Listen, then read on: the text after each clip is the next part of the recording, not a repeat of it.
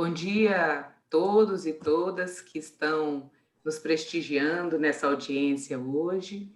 Gostaríamos de agradecê-los pela participação nesse bate-papo.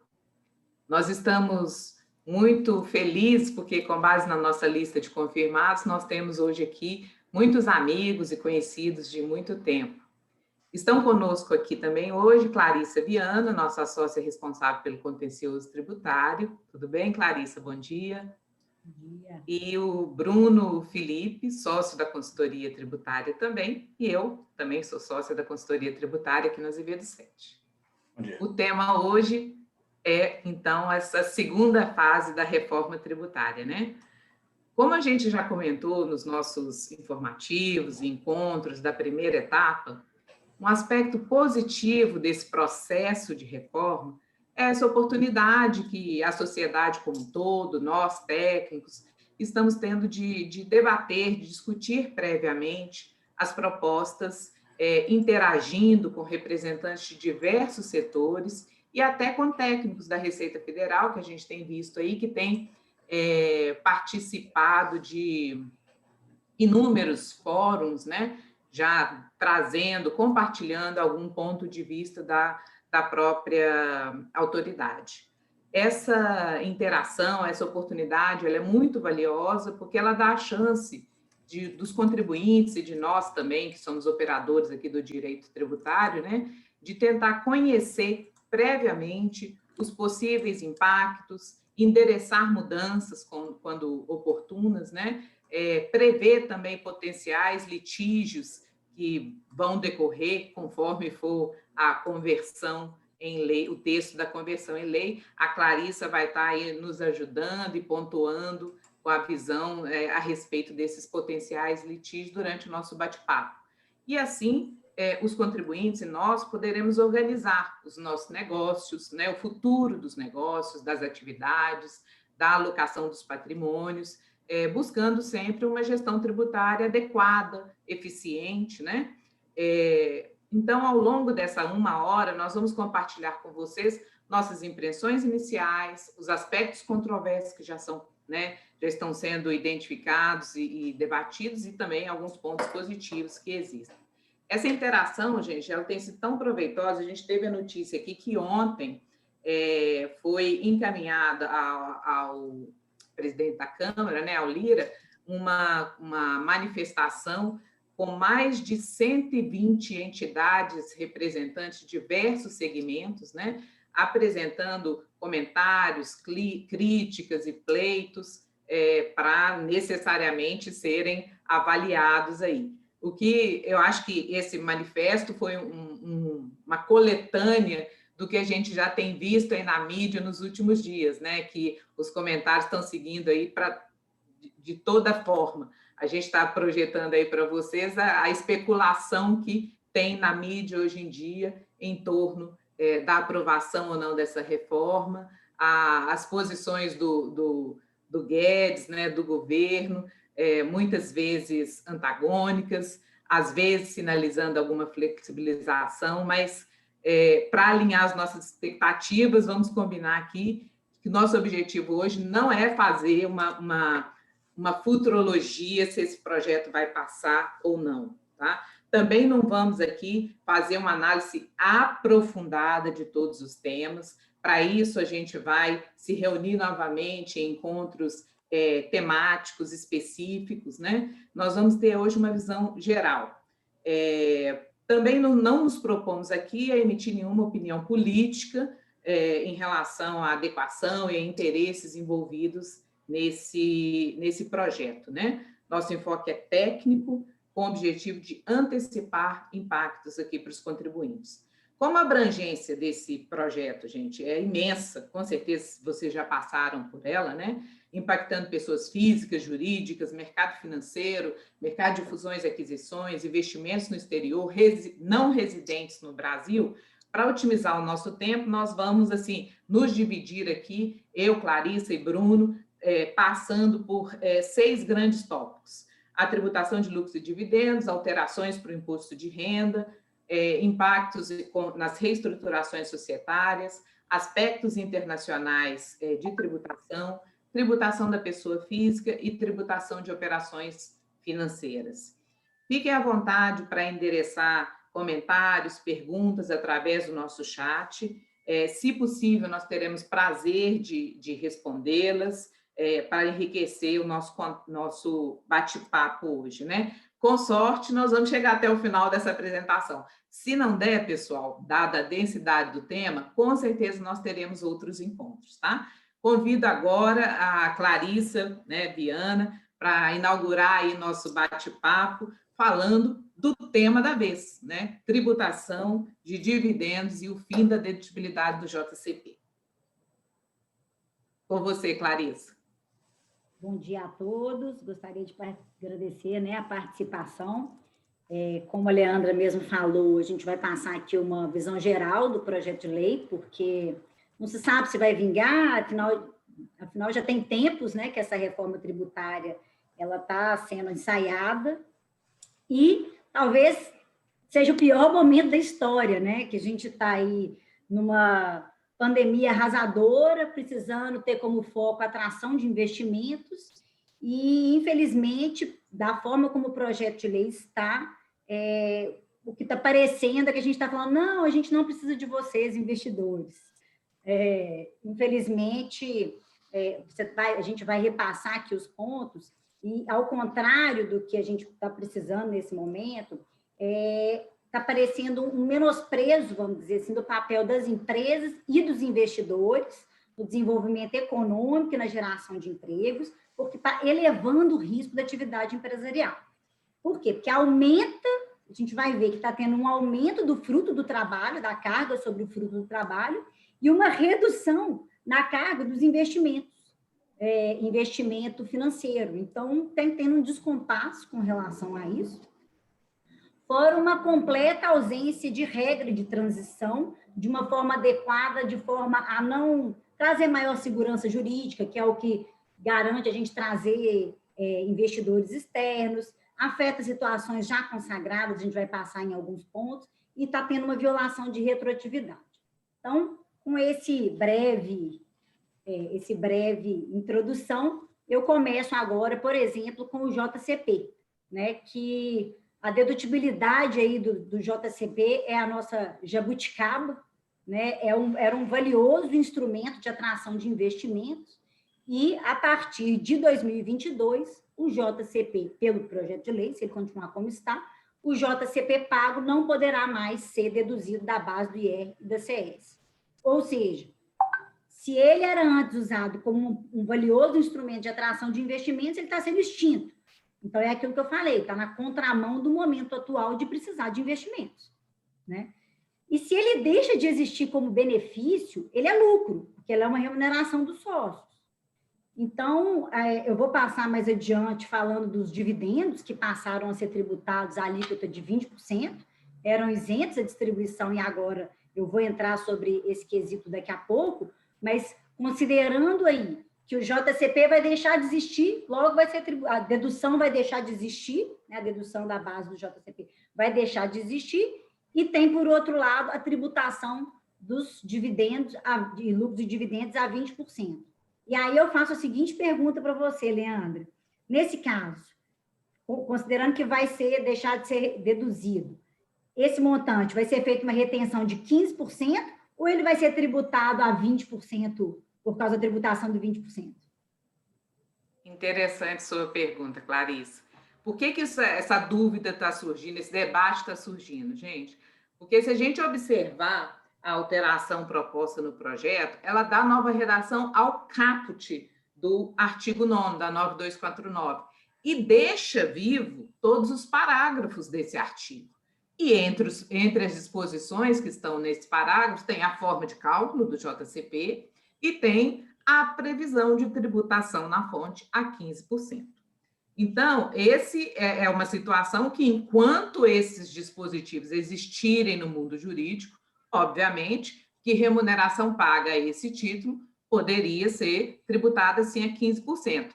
Mas a gente tem que ficar atento, se seguirmos adiante com essa proposta, como que vai vir a versão final, porque em encontros, né, fóruns onde participaram aí técnicos da Receita, eles já se manifestaram no seguinte, de que esse entendimento contrário, de que essa tributação a 15% só alcançaria aquilo que já foi proposto e deliberado de JCP, porque eles entendem que o JCP ele não existe como um mecanismo de remuneração de sócio. Ele é um mecanismo exclusivamente tributário, então não justifica nenhum efeito dos parágrafos se o caput for modificado. Então, isso aí a gente tem que ficar atento na versão final da conversão, e se ficar do jeito que está, provavelmente vai ter também uma oportunidade de discussão aí nesse ponto. Maravilha. E aí, seguindo, né, a questão aí da tributação, do aumento da tributação, a gente vem aí com a tributação dos dividendos. Porque no projeto de lei, da forma como ele está, ele fala que a partir de janeiro de 22, peço licença para ler esse pedacinho da norma, ele fala, a partir de janeiro de 22, 1º de janeiro, os lucros e dividendos pagos ou creditados ficarão sujeitos à incidência do IR retido na fonte alíquota de 20%. Ou seja, ele está pegando estoque, né? Pela redação, ele está pegando estoque dos lucros de períodos anteriores. O projeto de lei poderia muito bem constar resultados apurados a partir de 22, mas não. Em outros fóruns que teve com a participação do governo, eles de fato colocaram que da forma como está, o objetivo é a tributação do estoque. Então, vai dar litígio, com certeza vai dar litígio. Só passando um pouco, hoje a tributação, né, passou a ser 20%, se for beneficiário com país, em país com tributação favorecida é 30%, se for dividendo que não tiver apurado com base na escrituração mercantil é 35%, e tem uma questão de isenção, quando a distribuição foi feita por microempresas e empresas de pequeno porte até o limite de 20 mil. Então, vamos lá. Por que vai dar litígio com relação ao estoque? Vai dar litígio porque você está mudando a regra do jogo depois que, né, já aconteceu. Então, eu vou ter situações de lucros apurados que ainda não foram distribuídos, e aí como é que vai fazer? Né? Teve um julgamento no Supremo Tribunal Federal que está sendo muito comentado aí, em 2013, em que numa ADI, em que ele declarou a inconstitucionalidade na parte da MP da época analisada, em que permitia aí a tributação no momento do balanço, né, no que tange ali a empresas sediadas no exterior. Naquele julgado ficou claro que estaria com essa mudança, porque o balanço, por óbvio, não é o momento do fato gerador. Então, que estaria havendo uma interferência na incidência da norma. Então, que isso traria a criação de um novo fato gerador, e isso foi afastado à época.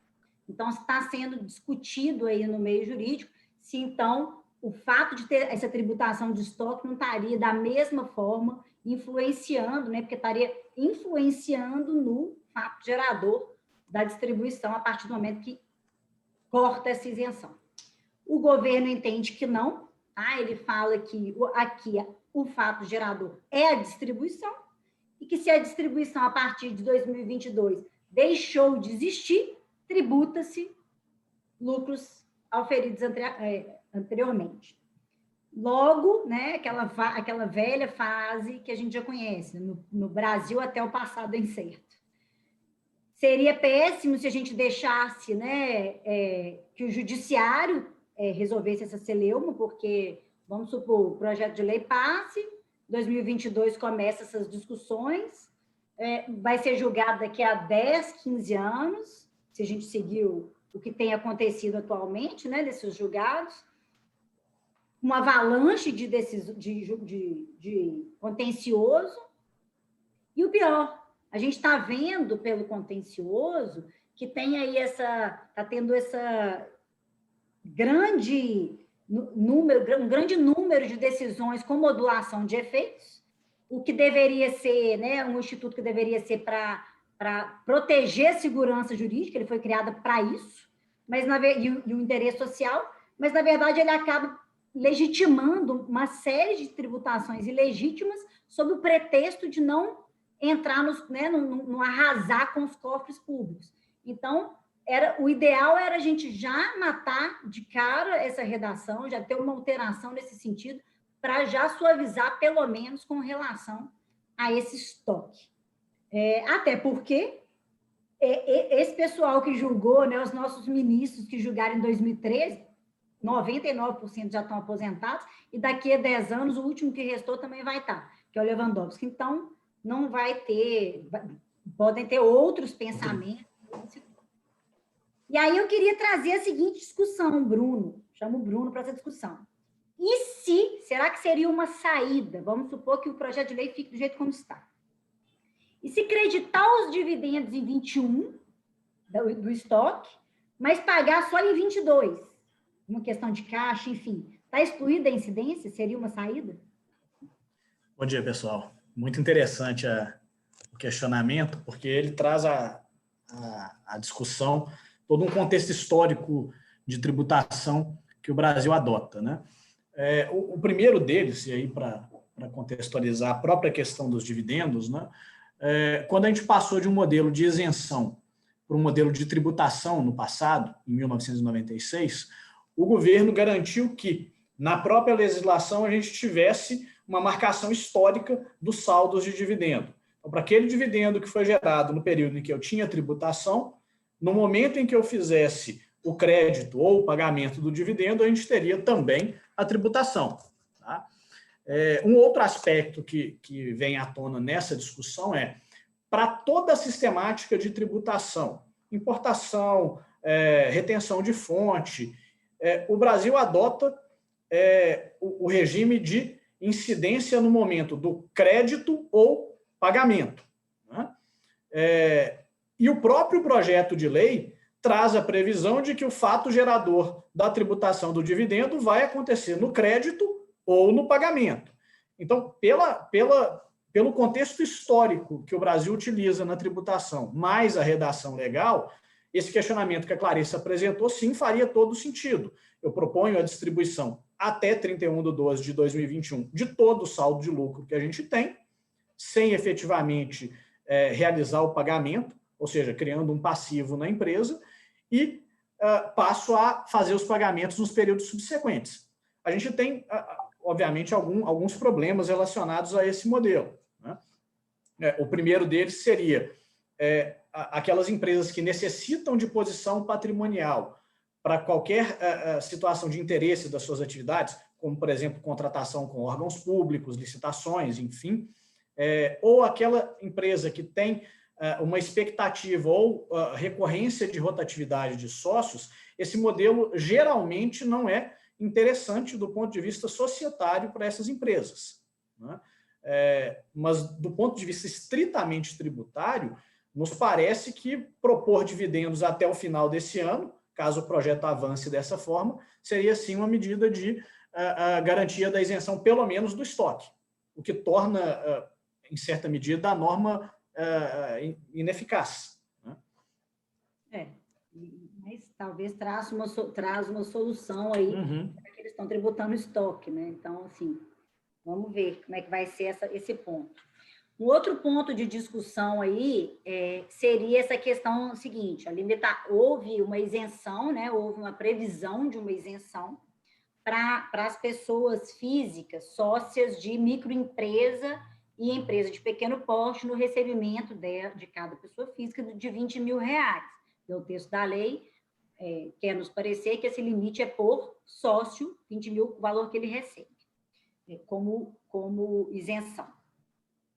Estaria isento, desculpa. Só que o seguinte, essa isenção ela está sendo colocada, inclusive, para empresas do Simples, para pagamento no caso de empresas do Simples. E na Lei Complementar 123, ela traz uma isenção que pode ter um conflito de montante, porque para as empresas, os pagamentos feitos para sócios de empresas do Simples, por exemplo, eles têm essa isenção nos valores pagos ao sócio da empresa, e o cálculo ele é limitado ao valor da aplicação, mais ou menos o valor que é pago a título do tributo. Então, se esses 20 mil, por exemplo, ficar dentro desse montante, ok, mas e se o limite dele lá tivesse alcançado 30, por exemplo, ele está perdendo 10 mil de isenção através de uma legislação ordinária, que eu tenho uma legislação complementar que me prevê essa isenção. Então, assim, a gente tem inúmeros e recentíssimos julgados do Supremo, e aí eu não estou falando de 2013, eu estou falando de 2021, que fala que qualquer tributação referente ao Simples que violar a norma que está na lei complementar, já que cabe à lei complementar fazer essa regulamentação conforme determina a própria Constituição Federal, estaria violado e seria inconstitucional.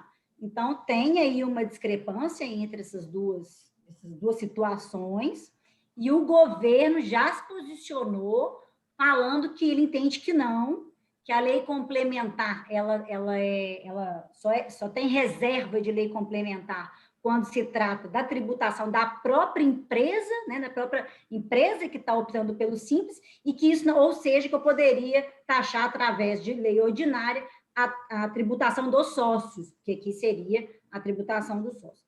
Com certeza vai dar litígio, se isso se manter dessa forma, e não tiver aí um respeito a essa situação do teto que está previsto na lei complementar. Porque se está previsto na lei complementar, é porque acaba que nas empresas de Simples, elas quase que se fundem, né?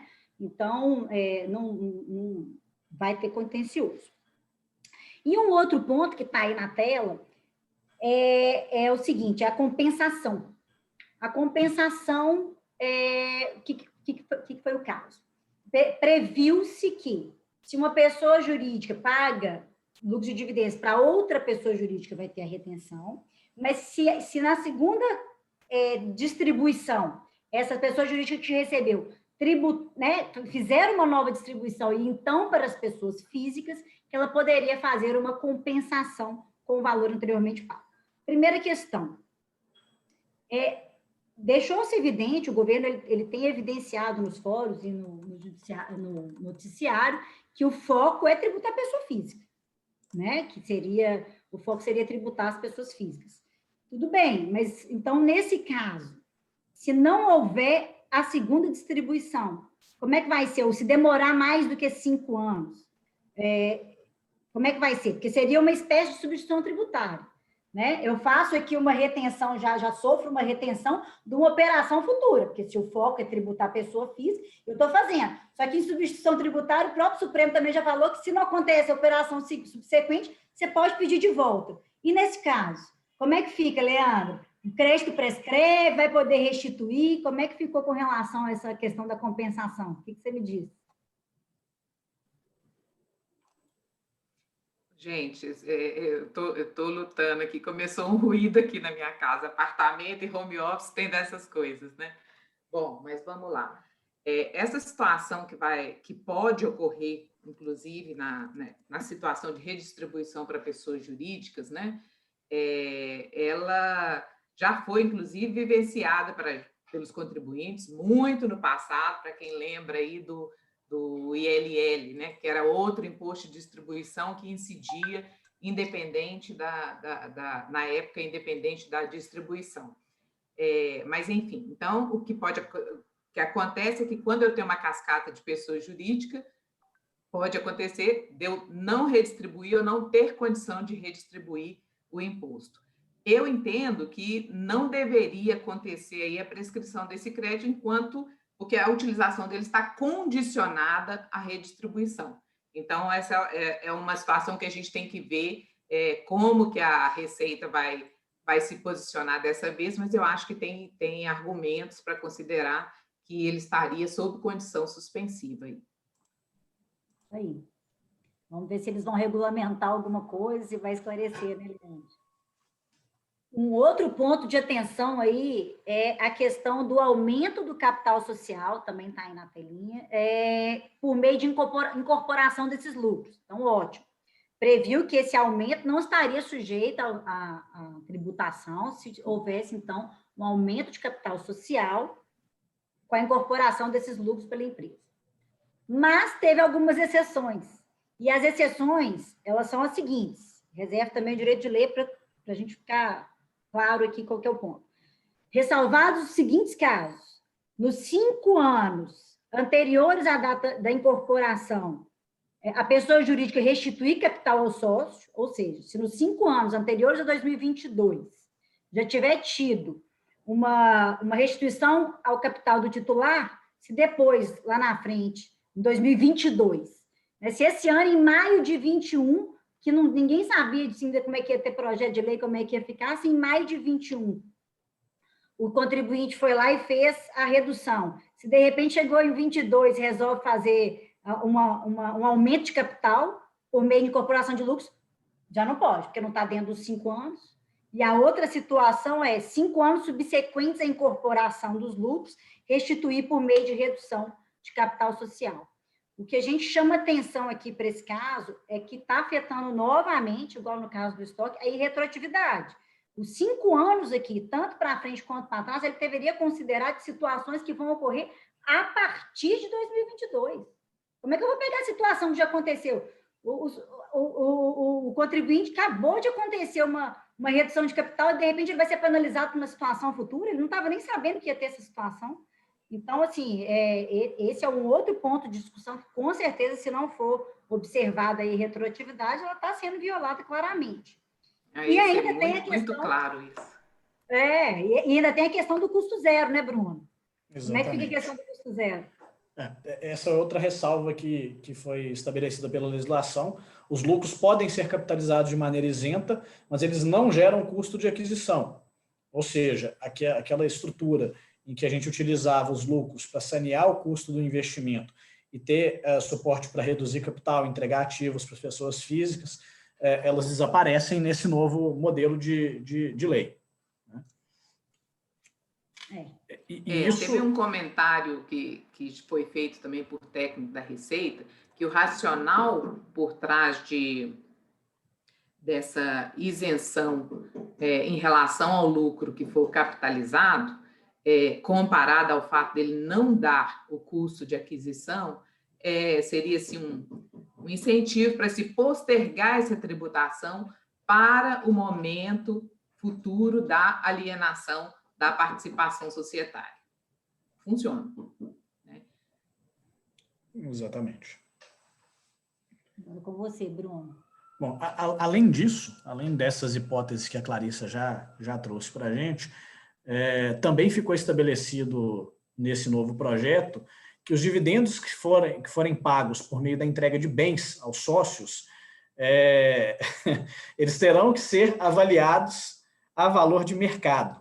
Tá? E aí a Receita traz, nós vamos passar, quando a gente estiver tratando de outros dispositivos que também fazem referência a laudo de avaliação, mas eles trazem um dispositivo obrigando o contribuinte a ter um laudo que suporte, nos casos que não seja possível comprovar com a própria documentação da empresa, aquele valor de mercado que foi atribuído aos bens. E estabelece, trazendo o efeito para a pessoa jurídica, que o ganho em relação ao valor de mercado versus o valor contábil vai ser tributado pelo imposto de renda e pela contribuição social sobre o lucro, e se tiver perda, essa perda não é dedutível. Tá? De uma forma bem simplista, tá?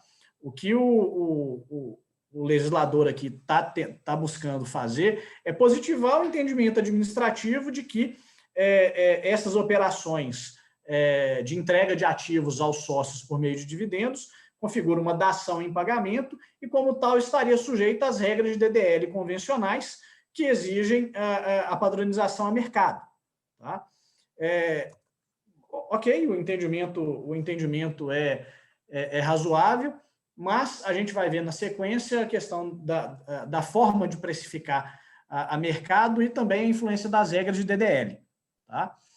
Existe um último ponto em relação à distribuição de lucros, e isso também vai se vincular à distribuição disfarçada de lucros, que é a situação da incidência do imposto de renda na fonte sobre esse saldo, considerando que a empresa vai ter que assumir o ônus do imposto de renda fonte pela base reajustada. A gente tem aqui o GROSSAP do imposto de renda, atraindo uma carga tributária mais elevada do que os próprios 20% estabelecidos. E aí, seguindo a lógica e já passando para o tema da pessoa jurídica, o governo entende que não existe tratar de tributação de dividendo se não existir um esforço maior para coibir as hipóteses em que você possa disfarçar essa distribuição. Tá? Então, pensando nesse efeito, o governo trouxe, e aí trouxe de uma forma bem sistematizada, novas hipóteses de distribuição disfarçada de lucros, adicionais àquelas que a gente já encontrava dentro da legislação, com algumas nuances um pouco diferentes. A primeira delas o governo, além de ampliar o leque de hipóteses, ele tenta simplificar a regra, excluindo o conceito de notoriamente inferior ou superior ao valor de mercado, dependendo da posição da pessoa jurídica, o que dava margem à interpretação e subjetividade da regra, e passou a prever que simplesmente o parâmetro é o valor de mercado. Qualquer montante acima ou abaixo do valor de mercado, dependendo da hipótese, vai implicar em algum ajuste de base de cálculo referente à DDL. Tá? E, para que não haja questionamento sobre o que é valor de mercado, ele traz exatamente um conceito de laudo de avaliação com critérios previamente definidos pela própria legislação do que seria esse montante. Quando a gente pega a redação do que é o laudo de avaliação em si, a gente identifica uma certa confusão dos conceitos, porque ele se ampara, em boa parte dos casos, em hipóteses comparativas bastante similares àquelas que a gente tem, por exemplo, para preço de transferência, se baseando em transações próprias ou de terceiros, com ativos idênticos ou semelhantes àqueles que estão sendo transacionados. Né? Além disso, né, ele amplia também o conceito de pessoas ligadas, tá? Trazendo alguns exemplos dessas hipóteses que foram introduzidas, tá? E que se relacionam diretamente com aquilo que os contribuintes hoje fazem de uma maneira bastante comum, pagar juros sem se utilizar de parâmetro de mercado ou deixar de pagá-lo, né? A pessoa ligada. Perdão de dívida passou a ser considerado uma hipótese de DDL, licenciamento, cessão, instituição de direitos com pessoas ligadas em condições de favorecimento, e aí volta à tona a questão de mercado, e eventualmente a gente vai ter situações em que o ativo traz uma especificidade muito grande, em que não seja possível se testar de modo comparativo o critério de mercado, e aí a gente volta a ter uma subjetividade na questão da avaliação, né? Perda de exercício e, em última hipótese aqui, essa talvez seja a mais interessante para os casos práticos que a gente observa, passa a ser caracterizada uma hipótese de distribuição disfarçada de lucros, a concessão de empréstimo à pessoa ligada, caso a empresa possua saldo de lucros passíveis de distribuição. Tá?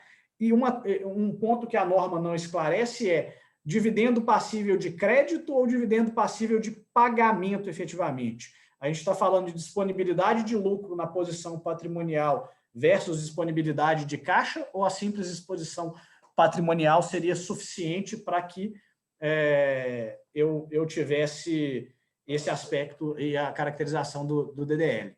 Né?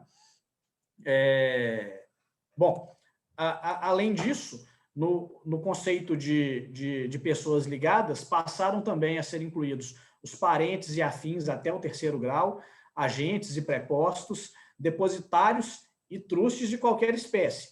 Para frente a gente vai ver também que os trustes estão em voga nesse projeto também. Tá? E, de uma maneira bastante direta, e obviamente isso era um dos pleitos dos contribuintes sempre que havia algum tipo de caracterização de DDL em outras hipóteses, a norma passa a ser taxativamente aplicável aos contribuintes também optantes pelo lucro presumido ou pelo lucro arbitrado. Tá? Ou seja, no final do dia, o que a Receita trouxe com a regra com essa alteração das regras de DDL foi uma tentativa de positivar todas aquelas hipóteses em que os contribuintes já vinham em discussão ou já tinham sido consolidadas dentro da jurisprudência como hipóteses que poderiam caracterizar simulação efetivamente, né? Hoje a gente tem isso positivado na forma de DDL, com uma instrução bastante objetiva da Receita quanto à forma de aplicação. Teste o valor de mercado e, se a sua transação não seguir estritamente esse valor de mercado, a gente tem a hipótese de distribuição disfarçada caracterizada. Tá? E aí, aqui, novamente, a gente tem a regra de incidência do imposto de renda-fonte sobre o lucro distribuído disfarçadamente e a não dedutibilidade da despesa dentro da pessoa jurídica. Tá? Bruno, deixa eu fazer um comentário aqui. Para o pessoal que assistiu o filme há vários anos, a gente sabe que isso é um retrocesso, né? Quando a gente teve a mudança que os lucros eram tributáveis e passaram a ser isentos, naquele tempo dos lucros tributáveis já existia essa complexidade das regras de DDL, ela vem a rebote sempre que fortalecida, né? Sempre que se instaura situações de tributação de lucros. E essa questão de incluir o mútuo, quando tem lucro existente, como hipótese de DDL, ela depois traz a rebote a questão dos juros. No contexto atual, a gente tem que, além de ser DDL, se eu fizer multa, eu tenho IOF. Se eu não puder remeter o recurso, por exemplo, para a minha controladora, via mútuo, porque vai ser distribuição, ou porque vai ter IOF. Se eu fizer a redução de capital, a gente vai ver adiante, tem que fazer, eventualmente, se for com bens, a mercado. Então, assim, estamos cercando muitas operações que são normais e usuais das empresas, que não necessariamente são situação de simulação, embora as situações que, como o Bruno falou, que eram objeto de abuso, estão também cercadas aí. O ponto precisava... Exatamente. Abuso de forma, planejamento com esse fim, fraude, a gente já sabe que tem regra para isso, né? Já não pode, já nunca pôde, então... mas porque a regra de DDL mais incorporada e com a inclusão do mútuo, ela vem a rebote da tributação de lucro, porque senão ela deixa em aberto caminhos para que o lucro seja remetido ela esvazia a regra de tributação de lucro. Então, o retrocesso ele é complexo, tem muita coisa que volta junto. Exatamente. Bom, para a gente ganhar dinâmica aqui no nosso horário, né? Vamos seguir em frente aqui. Tati, Ana, por favor, se puder passar para o... Exatamente. Bom, aí a gente entra diretamente nas novas regras de pessoa jurídica, tá? E aqui a gente tem um aspecto interessante. O governo alega que a alteração da alíquota da pessoa jurídica é uma contrapartida, por exemplo, para a tributação do dividendo, tá? Durante toda a exposição e todos os comentários que a gente tem visto do governo na mídia, né, é sempre uma estrutura de toma lá da cá, esse projeto não tem viés arrecadatório, no final do dia a carga tributária vai ser a mesma para o governo, mas para os contribuintes, de fato, a gente tem visto que essa não é uma afirmação tão verdadeira assim, né? Mas para as pessoas jurídicas, o que o governo está propondo, de um modo geral, além da estruturação da DDL, né, é uma redução progressiva da carga tributária do IRPJ especificamente, tá? Em 2022, a redução seria em 2,5 pontos percentuais e para 2023 adiante, 5 pontos percentuais. No final do dia, a carga tributária de IRPJ e CSL consolidada, em alíquota nominal, obviamente, seria de 29%. Tá? E junto com essa alteração de alíquota especificamente, o governo traz algumas outras alterações, essa sim, tem um viés bastante arrecadatório, né? Dentre elas, enfim, algumas delas sob o pretexto de uma reforma para simplificação, enfim, né? A primeira delas, e essa talvez seja a mais simples, é a eliminação do modelo de antecipações mensais com apuração anual do lucro real. A partir de 2022, todos os contribuintes estariam obrigados ao lucro real, todos os contribuintes obrigados ao lucro real estariam obrigados também ao modelo trimestral, com a vantagem de que o prejuízo apurado num trimestre poderia ser compensado integralmente, ou seja, sem a trava dos 30% hoje existentes, para os 3 trimestres subsequentes. E aqui existe uma pega que a ideia inicial parece ter sido permitir que no primeiro trimestre eu possa compensar até o último trimestre do ano calendário, mas ele está efetivamente permitindo que eu compense prejuízos, por exemplo, do terceiro trimestre no ano seguinte. Tá? É de fato uma vantagem para o contribuinte. Tá? Ô Bruno, mas ele perdeu a oportunidade de criar a regra de compensação para frente e para trás, pelo menos dentro do próprio ano, como também é um modelo internacional, já que está se pautando tanto nas experiências internacionais. Exatamente. Além disso, o governo trouxe algumas regras de obrigatoriedade ao lucro real ou obrigatoriedade de regimes entre empresas dentro de uma mesma estrutura. O caso das SCPs, por exemplo, esse traz um impacto direto nas estruturas de planejamento dos nossos contribuintes, não só planejamento tributário, mas estruturação de atividades em si. Tá? A SCP, que antes tinha uma personalidade tributária distinta do seu sócio ostensivo, hoje ela passa a ser obrigada ao mesmo regime desse sócio. Tá? Então, aquela questão da personalidade jurídica própria para fins tributários, ela, convenientemente, fica mitigada aqui. Tá? Na verdade, não é que deixe de ter, porque a apuração continua sem separado, mas vincula o mesmo regime. Agora, eu não vou poder compensar o lucro de um do sócio com o prejuízo do CP, mas é outro retrocesso. Já foi assim no passado, gente. E isso engessa possibilidades lícitas de associações, de novos empreendimentos, né?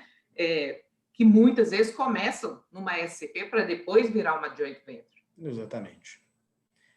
E a situação é tão drástica aqui que se a gente tiver a atividade da SCP obrigada ao lucro real, isso obriga o sócio ostensivo também a esse regime, e se esse sócio ostensivo for ostensivo de outras sociedades em conta de participação, essas outras sociedades também estarão obrigadas ao lucro real. Ou seja, tem um efeito em cadeia para a opção do regime. Tá? E associada a esse fator, o governo traz aqui novas atividades que estariam obrigadas à adoção do regime do lucro real. Tá? Dentre elas, as securitizadoras de créditos, as empresas que tenham como objeto principal exploração de direitos, de um modo geral, patrimoniais, de autor, de marca, imagem, enfim. Aqui pega artistas, jogadores de futebol, que geralmente se estruturam dessa maneira, empresas que detenham simplesmente algum determinado direito específico, como, por exemplo, direito de utilização daquela marca específica, que a atividade operacional é transferida para um terceiro, numa operação de M&A, por exemplo, mas a marca fica retida com os antigos vendedores, né? E aquela que talvez seja a atividade mais prejudicada dentro dessa estrutura de reforma, que é a atividade imobiliária. Aqui existe uma distinção entre a atividade imobiliária para todos os fins e a atividade imobiliária destinada exclusivamente à incorporação imobiliária. A incorporação continua podendo optar por qualquer regime, todas as outras atividades imobiliárias não.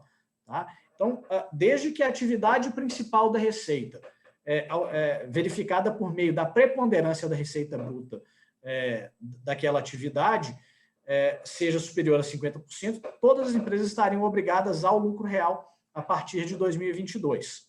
Tá? Bruno, sobre esse aspecto, então, o que a gente viu, né, é uma diferenciação da obrigatoriedade para empresas de um mesmo setor, mas em função de atividades. Isso aí não vai ferir a isonomia? Me parece que sim. Também vai ter discussão sobre isso. Me parece que sim.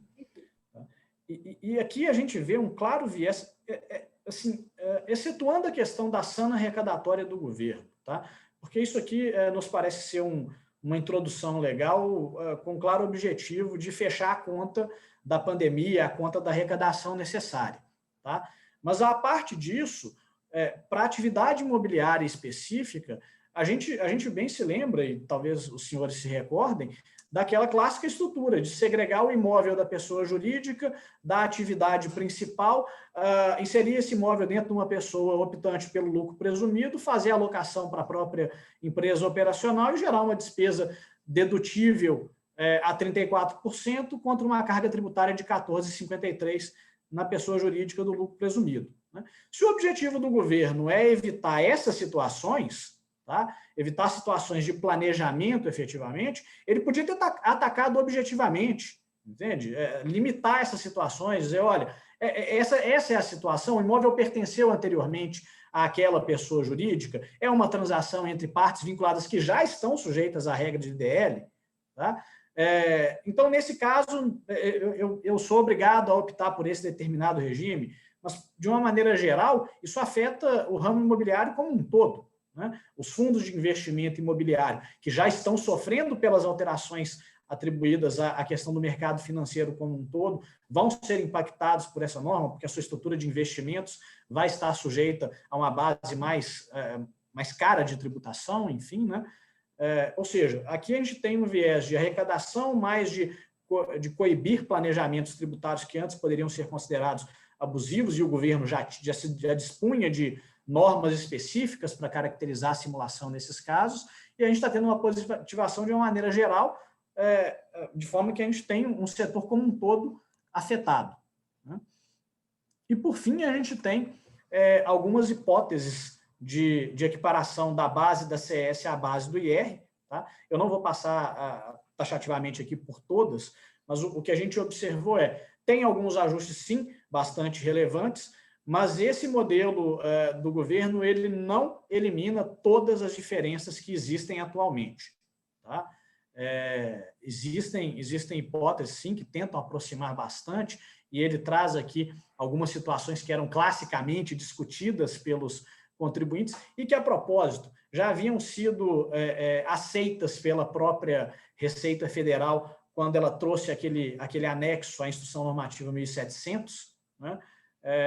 O governo vem eliminando algumas dessas boas situações, gratificação de dirigente, por exemplo, enfim, mas, de um modo geral, a gente vai continuar tendo distinção entre base de IR e CS, e aí a gente volta à exposição de motivo, que o objetivo dessa norma é a simplificação e redução do custo de apuração da carga tributária no Brasil. Ou seja, a gente tem isso sendo alcançado de uma maneira meramente parcial. Tá? Bom, então, depois de toda essa estruturação que o governo trouxe à lógica de tributação geral dos contribuintes, como é que fica a situação das empresas e das pessoas físicas? Tá? A gente trouxe um exemplo aqui, numérico, o objetivo não é passar integralmente pela composição dele, mas o que a gente viu em qualquer dos cenários, tá?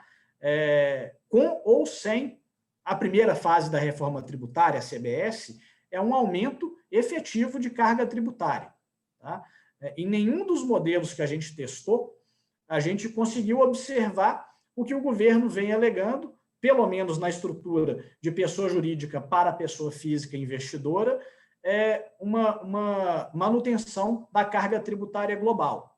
Tá?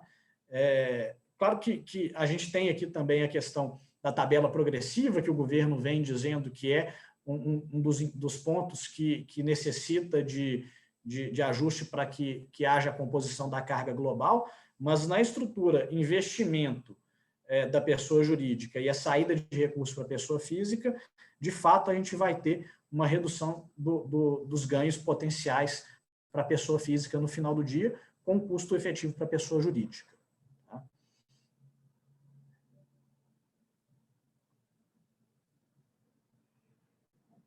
Pode seguir, por favor.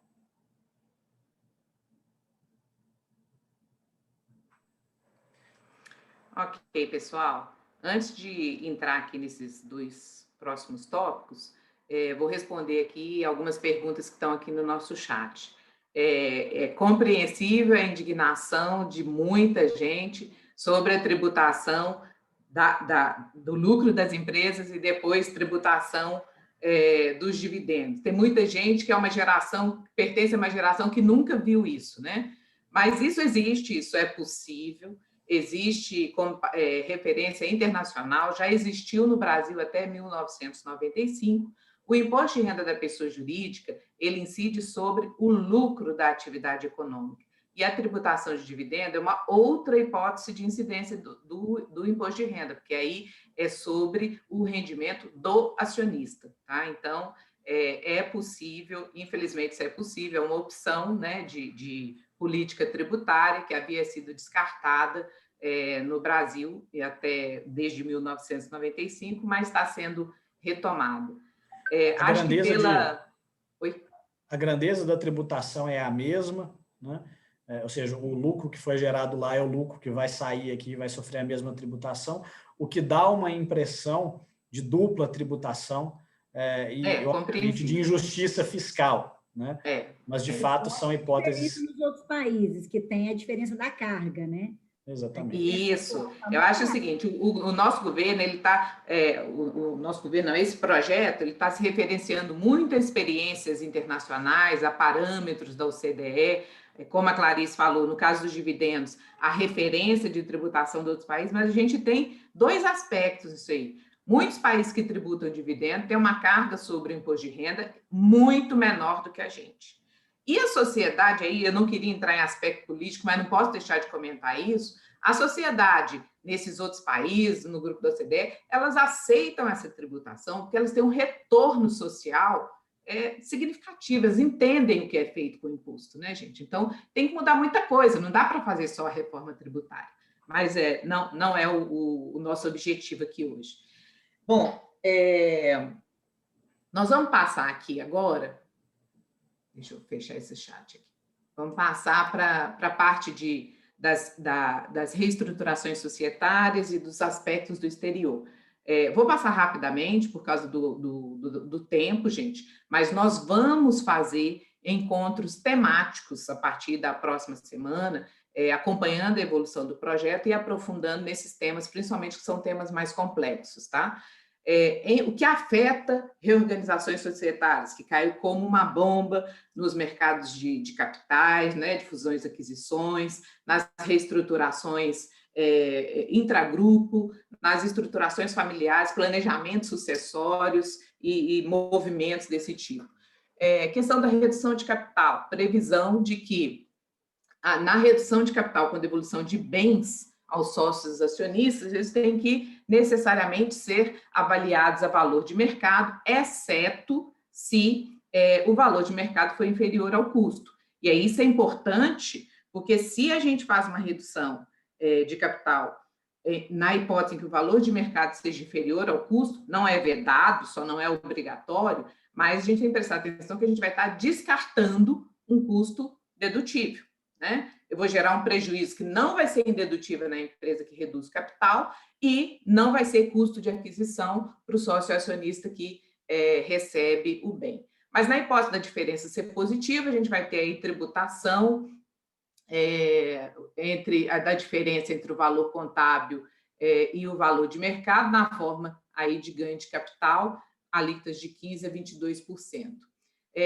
A referência desse valor de mercado vai ter que ser baseado no laudo, a mesmo laudo que foi previsto, que o Bruno comentou lá no capítulo de DDL, ele está sendo referido em vários movimentos do projeto, né? E então a gente vai ter que observar, porque essa é uma típica alteração que afeta diretamente as reestruturações societárias intragrupo que tinham o benefício da neutralidade tributária, né?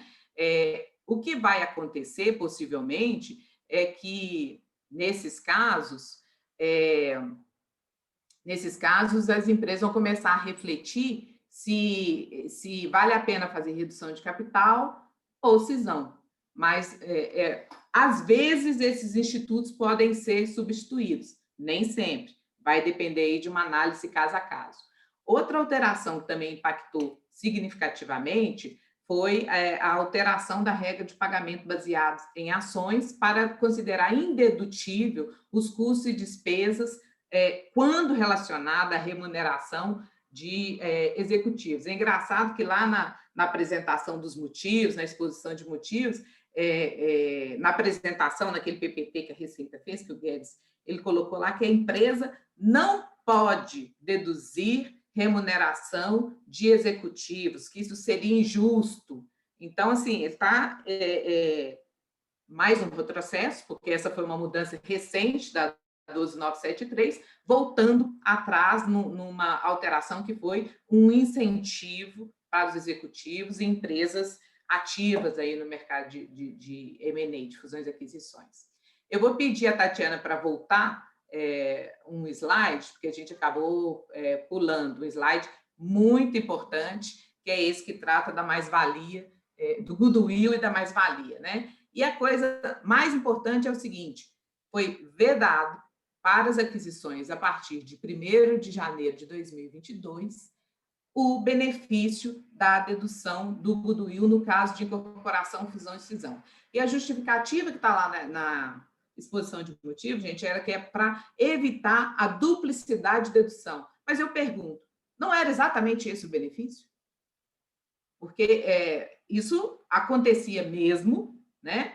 E isso era o atrativo, e isso vai continuar acontecendo, por exemplo, com a mais-valia. Mais-valia está prevista, continua sendo possível a antecipação da dedução da mais-valia no caso de incorporação, fusão e cisão.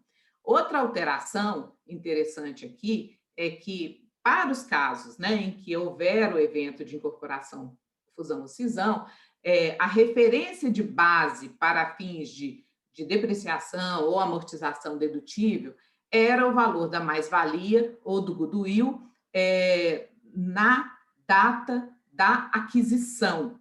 Ou seja, mesmo que a empresa, entre a data da aquisição e a data da incorporação, já tivesse decorrido aí 1 ano, 2 anos, e ela já tivesse amortizado esse goodwill ou essa mais-valia na sua contabilidade, para fins da dedução fiscal, ela recuperava este valor. Essa foi uma discussão intensa na 12973, na conversão da MP na 12973, e que simplesmente se volta atrás. Curiosamente, foi alterado o artigo da mais-valia, foi alterado o artigo da mais-valia e goodwill nas aquisições em estágios, mas não foi alterada a redação do artigo 22, que é efetivamente do goodwill. Talvez porque ele já está colocando na conta que esse efeito vai ser pequeno, porque a ideia já é eliminar a dedução do goodwill aí a partir de 2022. Ficar atento que também teve alteração na regra de definição do valor contábil para fins de apuração de ganho de capital, né? Goodwill e mais-valia não poderão mais ser computados como valor contábil para fins de apuração do ganho de capital, o valor que ainda não tenha sido realizado, ainda que esse valor tenha sido realizado, ainda que este valor tenha sido realizado na contabilidade, que ainda não tenha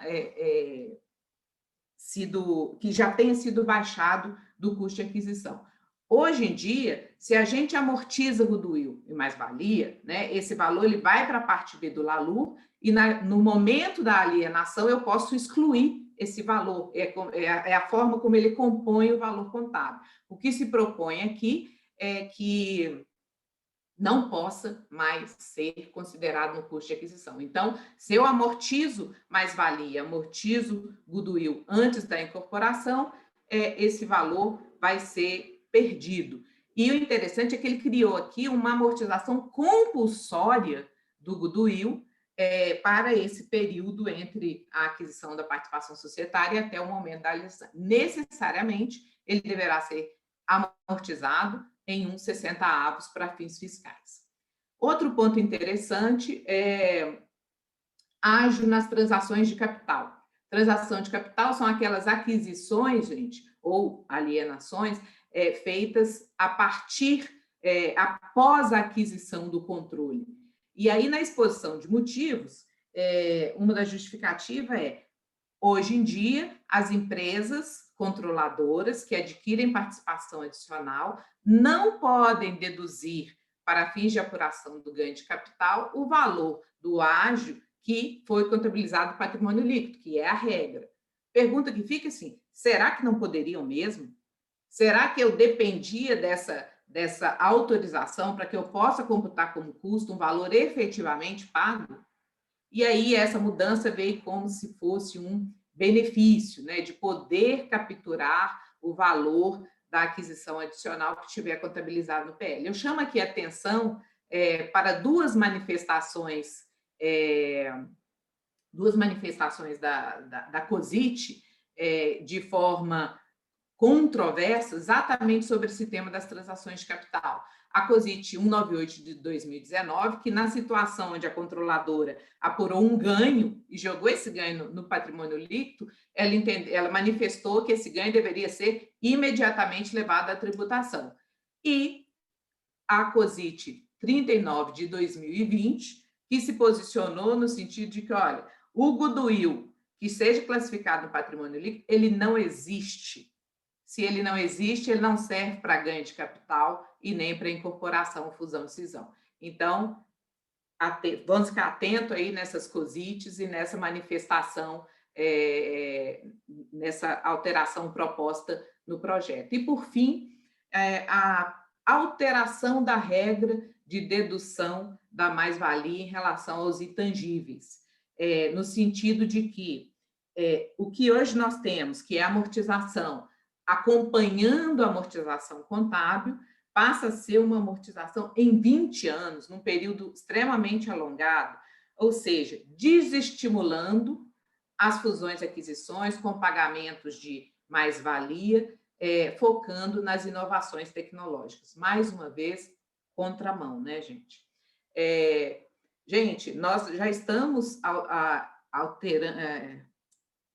chegando aqui no nosso horário, né? Nós ainda temos aqui alguns temas para ser tratados. Tributação internacional, vou falar aqui muito rapidamente, nós vamos fazer novo encontro para tratar mais detalhadamente desses temas que a gente não vai poder aprofundar hoje, tá? Mas, basicamente, obrigatoriedade de avaliação a valor de mercado na integralização de capital ou transferência de titularidade para controladas no exterior, né? Tanto para pessoa física como pessoa jurídica, né? Gerando aí uma obrigatória apuração de ganho de capital, usando o mesmo laudo, né? Que é o laudo previsto lá na DDL, e, mais uma vez, fazendo referência aos trusts como se fosse uma hipótese de transação que implica em transferência de titularidade. Lá na DDL, o trust é uma suposta pessoa ligada, né? Parece que está tendo aqui uma confusão do que é o instituto contratual do trust, mas isso ainda vai ser debates para frente. Também alteração para tributar o ganho de capital indireto. O que é isso, gente? Ganho de capital onde um não residente vende, outro não residente adquire um ativo localizado no Brasil. O fisco brasileiro sempre entendeu que ele poderia tributar, mas ele nunca arriscou em escrever uma regra que determinasse essa obrigação com alcance para o não residente. Ele tentava fazer isso através do artigo 26 da Lei 10.833, que previa a responsabilidade para o procurador do não residente aqui no Brasil de recolher o imposto em relação ao qual não existia regra de incidência estabelecida. Bom, algumas situações estão sendo discutidas, inclusive no CARF, em relação a movimentos desse tipo. Como que o fisco pretende alcançar essa tributação? Criando a obrigação de que o não residente que detém um ativo no exterior tenha que notificar a Receita que ele alienou um ativo e o adquirente tem que fazer uma declaração do bem adquirido. E se não fizer essa declaração, o custo de aquisição vai ser considerado zero, né? Há uma previsão de possibilidade de responsabilidade solidária para os procuradores e, principalmente, acho que esse é o ponto forte dessa mudança, responsabilidade solidária da pessoa jurídica que tiver as ações alienadas. Aí, nesse caso, ele criou um ponto, uma referência de responsabilidade solidária com poder aquisitivo aqui no Brasil. Tá? E o ativo que for alienado, de uma forma, ele vai passar a garantir este crédito. Bom, gente, nós ainda teríamos... Aqui pode passar, Tatiana.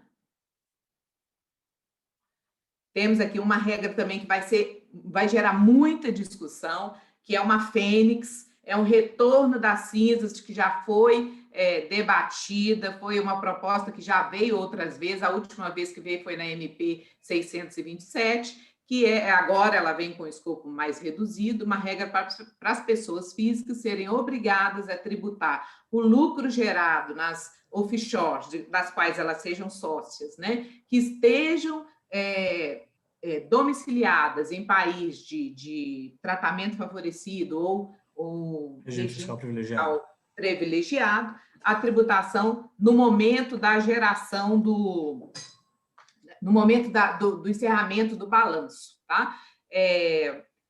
Aqui nós estamos falando só de investimentos em controladas e só de controladas que estejam nessas regiões, nos paraísos fiscais de uma forma geral.